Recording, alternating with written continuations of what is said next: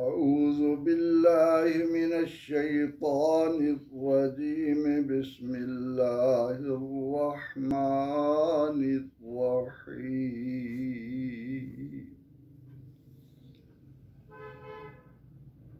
وَإِذْ آتَيْنَا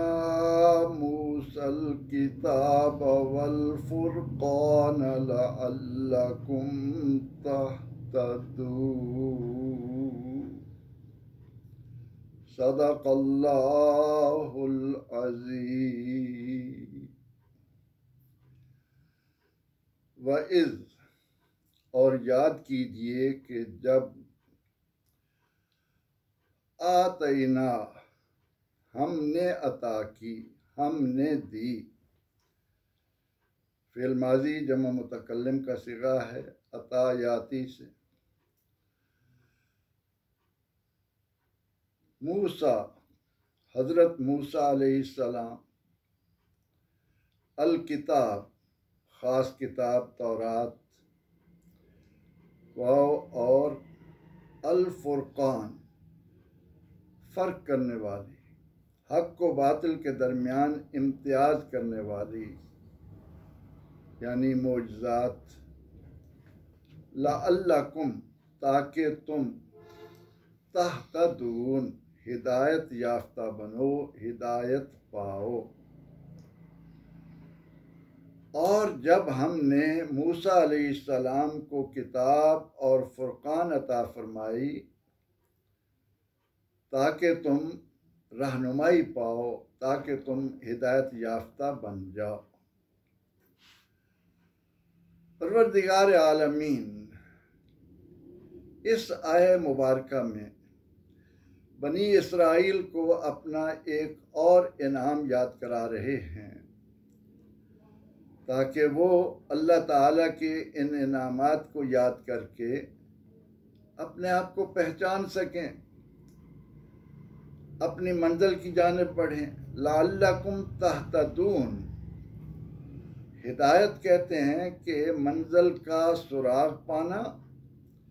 یا منزل تک پہنچ جانا یا پہنچا دینا۔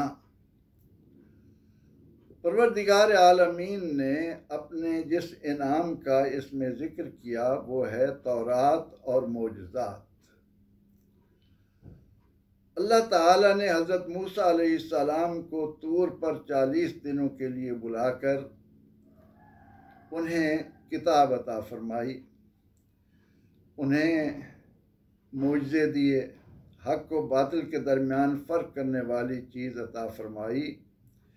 اور ان چیزوں کے عطا کرنے کا مقصد یہ تھا کہ اے اسرائیلیو تم ہدایت پاؤ۔ اب دیکھنے میں یہ آیہ کریمہ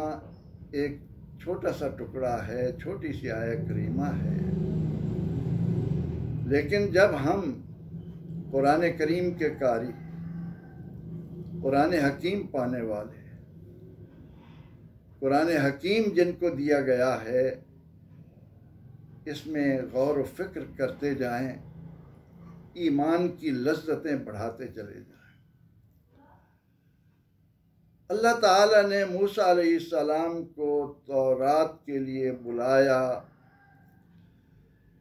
معجزات عطا کرنے کے لیے طور پر انہیں آنے کو کہا، اور سیدنا حضرت موسیٰ علیہ السلام بنی اسرائیل کے لیے یہ ہدایت نامہ تختیوں کی صورت میں لے کر آئے۔ اب اس کے بعد اہل کتاب کا ان کے ساتھ کیا سلوک رہا وہ قرآن کریم نے ہمیں بتایا کہ یحرفون الکلم عن مواضعہ، انہوں نے اس میں تحریف شروع کر دی۔ وہ اس کتاب میں جو بات بھی یہ دیکھتے کہ ان کی خواہشات کے برعکس ہے، ان پر عمل کرنے میں وہ ظاہری طور پر اپنے آپ کو تکلیف محسوس کرتے، مشکل میں پاتے، تو وہ اس کی جگہ کوئی اور آسان راستہ ڈھونڈ لیتے۔ لیکن ہمیں یہ کتاب، ہمیں اللہ تعالیٰ کا یہ انعام جن باتوں کی طرف متوجہ کر رہا ہے ان کو ذرا غور سے سنیے، ان میں تھوڑی دیر کے لیے گم ہو جائیے، ان میں دی ہوئی فکر کو اپنی زندگی کا ایک اثاثہ سمجھ کر اپنے اندر اس احساس اور شعور کو اجاگر کیجئے کہ ان کے مقابلے میں ہم پر کیا انعام ہے۔ حافظ ابن کثیر نے لکھا کہ جب سیدنا موسیٰ علیہ السلام تورات کو لے کر آئے اور اس کا مطالعہ شروع کیا تو جیسا کہ قرآن ہمیں بتا رہا ہے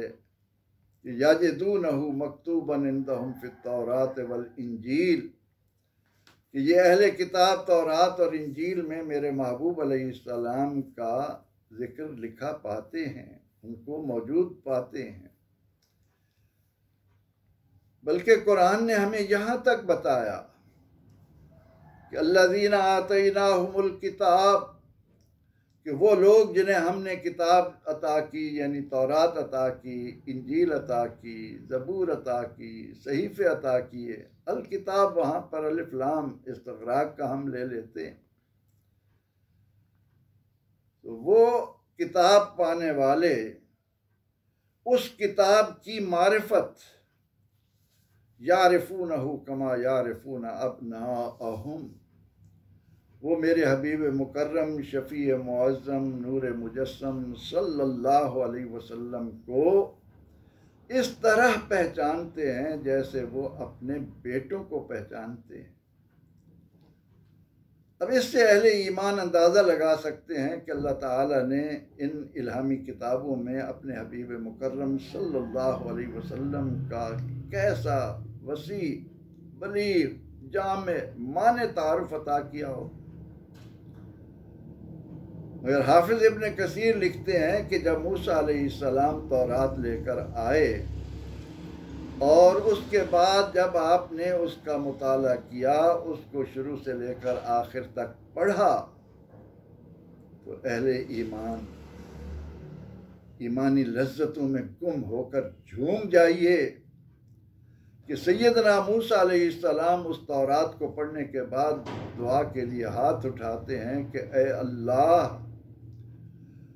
مجھے اپنا کلیم، اپنا نبی بنانے کی بجائے اپنے حبیب مکرم صلی اللہ علیہ وسلم کا امتی بنا۔ سنا آپ نے؟ کچھ سمجھ آیا؟ بنی اسرائیل کے انعامات یاد کیے جا رہے ہیں، انہیں بتایا جا رہا ہے کہ اے بنی اسرائیل، تم اپنے اوپر اللہ کے انعامات کو یاد کرو، لیکن ان انعامات کی روشنی میں ہمارے لیے یہ آیات کریمہ کیسے اللہ کے انوار کو، اس کی ہم پر رحمتوں کو وسیع کر رہی ہیں کہ تورات کا مطالعہ کریں موسیٰ علیہ السلام اور اس کے بعد وہ یہ دعا مانگیں کہ اے اللہ، مجھے جو تو نے یہ شرف عطا کیا ہے، مجھے کلیم اللہ ہونے کا اعزاز بخشا ہے، مجھے نبی بنانے کی بجائے اپنے محبوب علیہ السلام کا امتی بنا۔ اے امتی، اپنے نصیب پر تو جتنا بھی خوش ہو، غرور کرے، فخر کرے، مباحات کرے، وہ کم ہے۔ جس چیز کو پانے کے لیے اللہ کے نبی علیہ السلام دعائیں مانگ رہے ہیں، اللہ نے ہمیں وہ نعمت بن مانگے عطا کی ہے۔ علماء نے تو یہاں تک بھی لکھا کہ ایک دن موسیٰ علیہ السلام تورات کے مطالعے کے بعد اللہ کے حضور یہ عرض کرتے ہیں کہ اے اللہ، یہ تو فرما میں تیرا کلیم اور سب سے آخر میں آنے والے جن کے ذکر سے تو نے میری آنکھوں کو نور زیادہ کر دیا، میرے دل کے سرور کو بڑھا دیا، جن کی محبت میرے رگ و پے میں سرایت کر گئی، وہ تیرے حبیب۔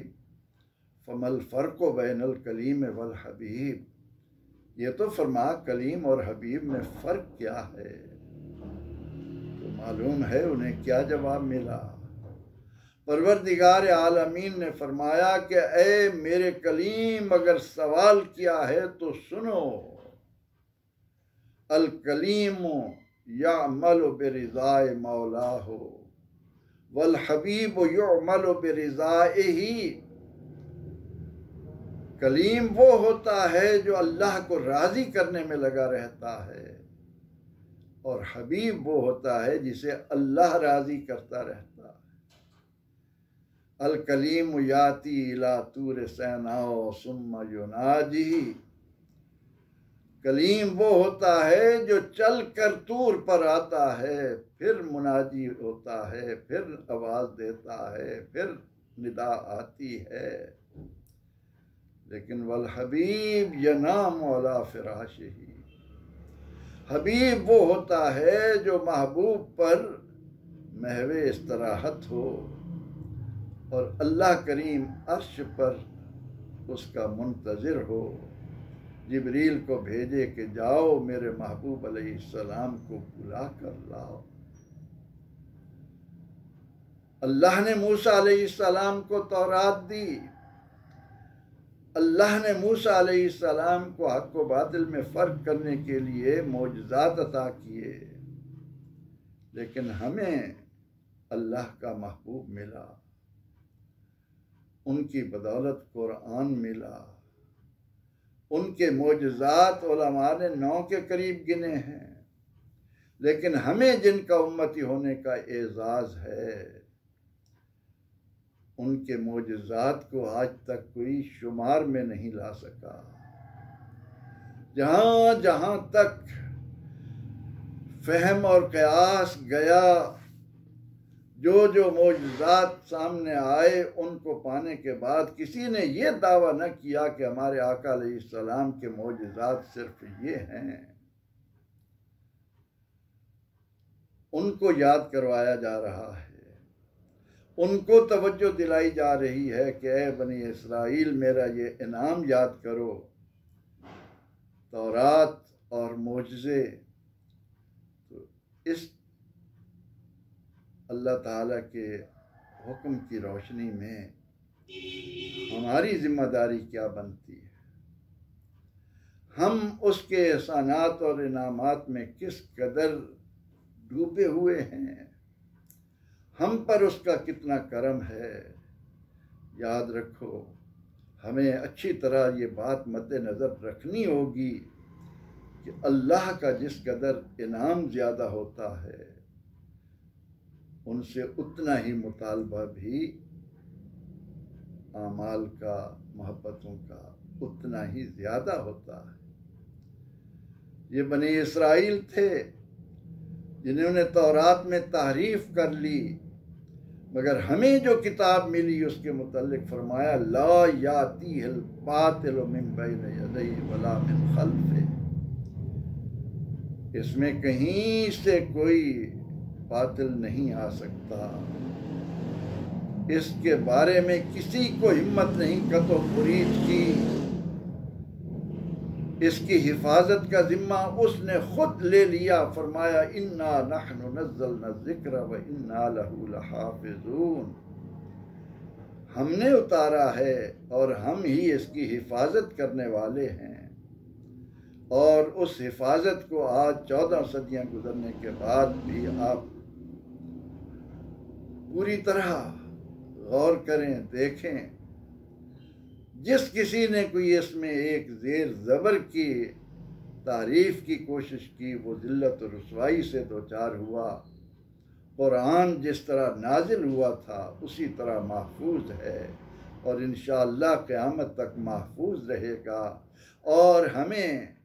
اللہ کے نبی علیہ الصلاۃ والتسلیم کی بدولت جو فرقان حق و باطل کے درمیان امتیازات ملے، ان کی روشنی میں ملت اسلامیہ نے وہ وقت دیکھا جب اللہ کے نبی علیہ الصلاۃ والتسلیم فاتحانہ انداز میں مکہ مکرمہ میں داخل ہوئے، اور آپ نے اللہ کے گھر میں یہ اعلان فرمایا کہ جاء الحق وزہق الباطل ان الباطل کان زہوقا، حق آ گیا باطل کو مٹنا تھا وہ مٹ چکا۔ آج بنی اسرائیل دوسروں کے دست نگر ہو کر اگر ہمارے لیے ذلت و رسوائی کا باعث بنے ہیں تو اس کی وجہ یہ ہے کہ ہم نے ان کے مقابلے میں کہیں زیادہ کہیں اعلیٰ انعامات پائے اور ان کو فراموش کر بیٹھے۔ تو قرآن کریم کی سورہ البقرہ کی یہ چھوٹی سی آیہ کریمہ جہاں ہمارے سامنے بنی اسرائیل کے ضمن میں یہ یاد دلا رہی ہے کہ اللہ نے انہیں اپنا انعام یاد دلایا، وہاں یہ ہم سے بھی تقاضا کر رہی ہے کہ اے میری تلاوت کرنے والو، اے میری سماعت کرنے والو،